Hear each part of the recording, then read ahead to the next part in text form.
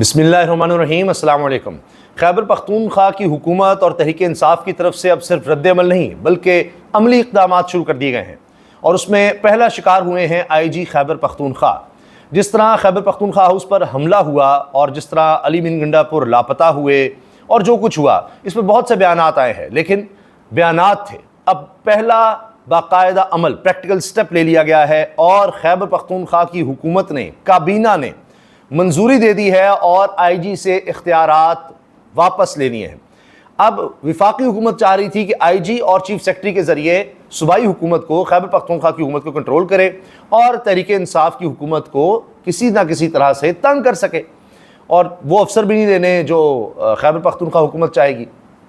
वैसे उन्होंने खुद भाग भाग के 18वीं तरमीम पास करवाई थी और सूबों को ज़्यादा इख्तियारात दिए थे, मगर अब आप देखिए ना, हर चीज़ में रिवर्स हो रहा है। अब तो 63A भी इन्होंने करवाया है, अब लोटा करेसी, ज़मीर फरोशी उस तरफ भी आ रहे हैं, तो अब चीज़ें और तरह हैं। लेकिन खैबर पख्तूनख्वा हुकूमत ने फौरी तौर पर यह किया, काबीना से फौरी तौर पर मंजूरी लेकर IG से इख्तियारात वापस ले लिए हैं। अब जो बड़े अफसरान हैं उनका तबादला नहीं कर सकेगा IG।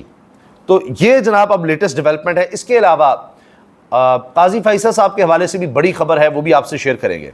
एक तो ये कि अब खैबर पख्तूनख्वा पुलिस रूल्स में तरामीम के बाद अब SP, SSP, DPOs के तबादले वज़ीर आला कर सकेंगे। अब इख्तियार अली मीन गंडापुर ने अपने पास ले लिया है और इसमें खैबर पख्तूनख्वा में पुलिस के ग्रेड 18 और 19 के तबादलों का इख्तियार वज़ीर आला को मुंतकिल। काबीना ने पुलिस एक्ट 2017 में तरमीम मंजूर कर ली है। अली मीन गंडापुर का बयान भी सुन लिए। हमारे बावर्दी पुलिस और रेस्क्यू एहलकारों को गैर कानूनी तौर पर हिरासत में लिया गया। बहसीत वज़ीर आला जहाँ जाऊँगा एहलकार और दीगर दरकार मशीनरी साथ जाएगी। कानूनी चाराजोई के लिए मुशावरत करके लाहेअमल तय करेंगे। अली मीन गंडापुर, ये जो इस्लामाबाद पुलिस है, उन्होंने रेस्क्यू की गाड़ियाँ, फायर ब्रिगेड की गाड़ियाँ, अमला भी, उसको भी तहवील में ले लिया था। अब उसका रिएक्शन आ रहा है। वैसे तो एक खबर बड़ी हाईलाइट हुई कि इस्लामाबाद पुलिस के एहलकार को पकड़ लिया है खैबर पख्तूनख्वा के सिक्योरिटी इदारों ने कुछ 1.8 किलो चर्स के साथ, तो वो भी ये खबर आई। इसके साथ जनाब खैबर पख्तूनख्वा हुकूमत का खैबर पख्तूनख्वा हाउस को सील करने के ख़िलाफ़ इस्लामाबाद हाई कोर्ट से रुजू, कि ये कैसे हो सकता है। पहले पेशावर हाई कोर्ट गए थे, पेशावर हाई कोर्ट ने कहा जी अब इस्लामाबाद हाई कोर्ट से रुजू करें। अब यहाँ पर मामलात चल रहे हैं। बुशरा बीबी के हवाले से जिस तरह हम आपको ख़बर दे चुके हैं, दोबारा आगाह करना ज़रूरी है, कल उनकी रिहाई हो सकती है। कल का दिन बड़ा अहम है और शंघाई कॉन्फ्रेंस से पहले पहले ज़्यादा इम्कान है कि उनकी रिहाई हो जाए और कल का दिन इसके लिए बहुत ही अहम है। अदालत ने भी कहा है कि एक तोशा खाना के 2 मुकदमात कैसे बन सकते हैं जिनमें मुलजमान भी एक जैसे हैं। ये हो ही नहीं सकता कि एक ही चीज़ पर बार बार आप मुकदमात बनाएं, मुख्तलिफ किस्म के मुकदमात बनाएं। यानी एक ही इल्ज़ाम है कि जिन्होंने फ़लाँ काम गलत किया है, एक मुकदमा एक अदालत में, फिर दूसरी अदालत में, फिर तीसरी अदालत में, चौथी अदालत में, ये नहीं हो सकता। कानून इसकी इजाज़त नहीं देता। फिर प्रोसिक्यूटर मुकर्रर करने के लिए FI ने हफ्ते की मोहलत मांगी, सिर्फ 1 दिन की मिली और कल का दिन है और उम्मीद यही है कि ज़मानत हो जाएगी, क्योंकि तहरीक इंसाफ की तरफ से कह दिया गया है कि जी हम इस्लामाबाद तो आएंगे, तारीख़ फ़ाइनल बाद में की जाएगी और 15 से 18 दिन के दरमियान की तारीख़ हो सकती है। इसके अलावा शेड्यूल है 11 से लेकर 14 तक, वैसे भी मुख्तलिफ अज़ला में एहतजाज किया जाएगा। विफाकी वज़ीर ख़जाना ने इतराफ़ किया है कि एहतजाज के दौरान शहरों की बंदिश से मुल्की मईशत को यौमिया 190 अरब रुपये का नुकसान होता है। जो कंटेनर लगाए जाते हैं, सब जगहें बंद कर दी जाती हैं, दफ़ा 144 लगा दी जाती है, कर्फ्यू का निफाज कर दिया जाता है। इसकी वजह से अगर आराम से जलसे की इजाज़त एक जगह दे दें तो कुछ भी नहीं होता, बल्कि एक ज़्यादा एक्टिविटी जनरेट हो जाती है बस। और अब ये बताएं ना कि अब इसके अलावा जो खर्च होता है करोड़ रुपए का, जो पैलेट गन्स का, जो पुलिस वालों को लाने ले जाने का, उनकी खुराक का, जो उनको आंसू गैस के शेल्स दिए जाते हैं, सारा कुछ किया जाता है, दीगर खर्चे, उन पे कितना करोड़ रुपया खर्च किया जाता है, इसका भी ज़रा हिसाब अगर वज़ीर ख़जाना साहब लगा लें और बता दें तो बहुत ही अच्छा है।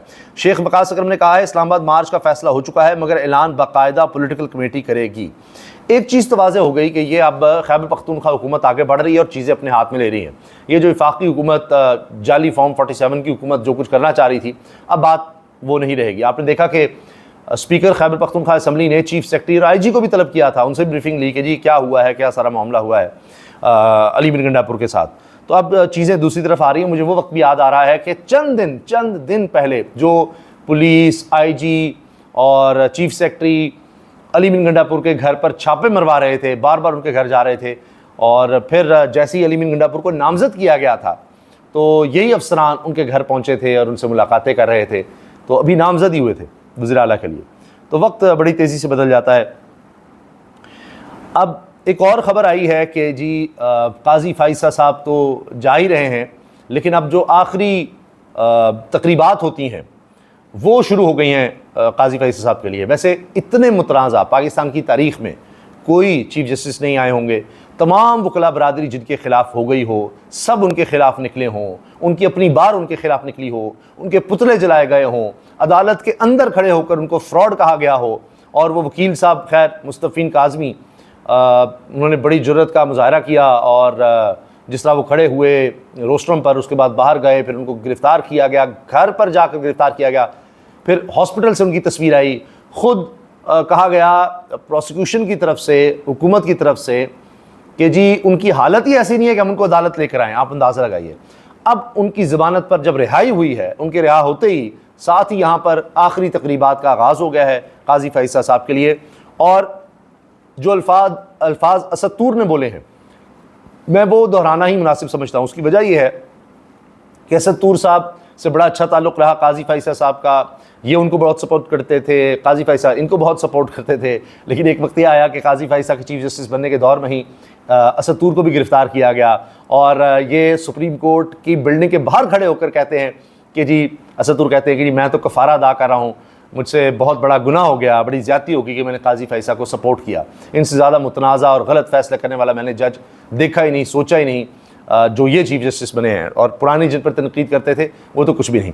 अब असद तूर ने कहा है, मैं बड़े भारी दिल से ख़बर दे रहा हूँ, ज़ालिमों काजी जा रहा है, ज़ालिमों काजी जा रहा है। काजी साहब की रिटायरमेंट की फ़ाइल तैयार होना शुरू हो गई है, जिसमें पेंशन, सिक्योरिटी वगैरह की तफसील होती है। दूसरा, इस्लामाबाद की मशहूर केटरिंग कंपनी को बुलवाया गया है रजिस्ट्रार सुप्रीम कोर्ट की तरफ से।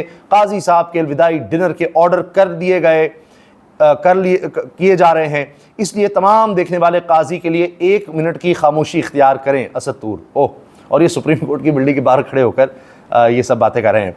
इस्लामाबाद हाई कोर्ट ने मुनाल रेस्टोरेंट गिराने के सुप्रीम कोर्ट के ऑर्डर में मुदाखलत करने वाले सीनियर सिविल जज इनामुल्लाह को मुअत्तल करके SDO बना दिया कि जी सुप्रीम कोर्ट काजी फ़ाइज़ा के अहकामात पर अमल क्यों नहीं होने दिया या उस पर रोका क्यों।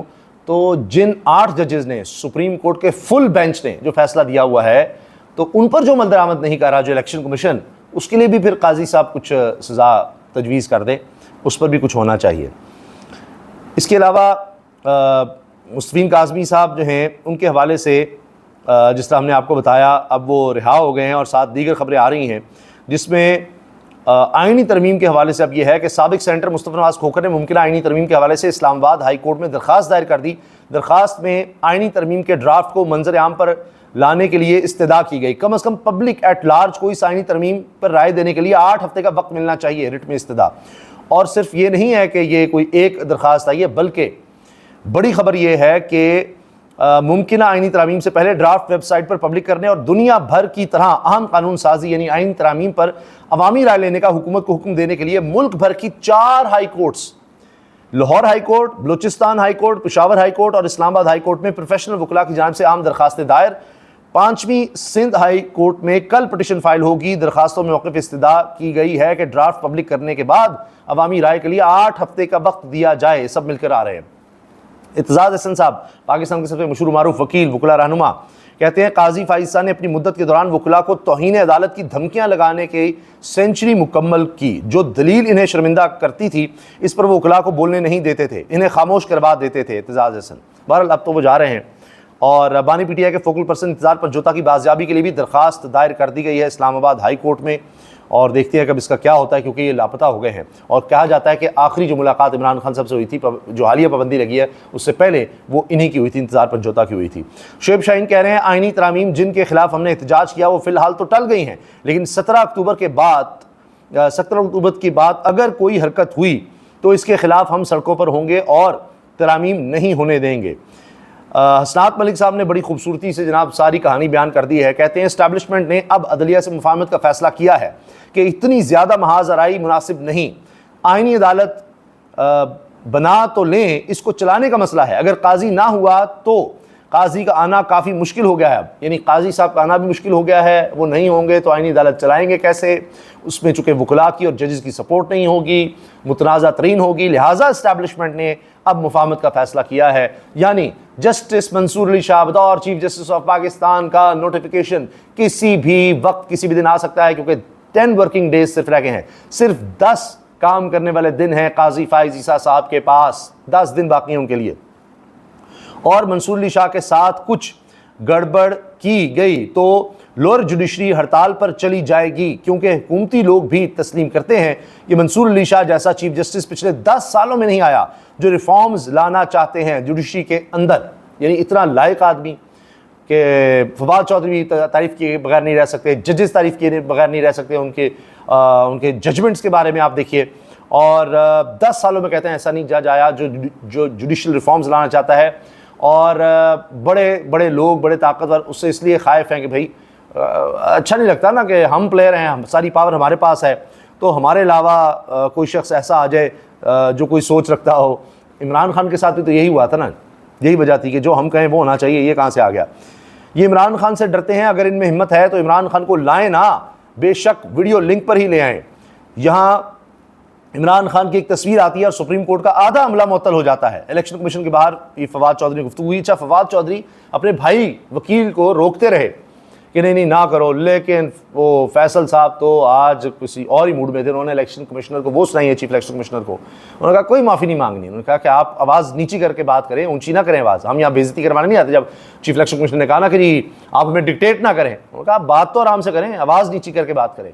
तो फवाद चौधरी समझाते रहे ना करो ना करो, क्योंकि तो इलेक्शन कमीशन का भी मामला था और ट्रिब्यूनल्स का भी था। लेकिन फैसल चौधरी अपनी बात पर रहे और फिर वो 17 अक्टूबर की तारीख आ गई और election commissioner, chief election commissioner उठकर चले गए। तो ये इस तरह से हुआ है।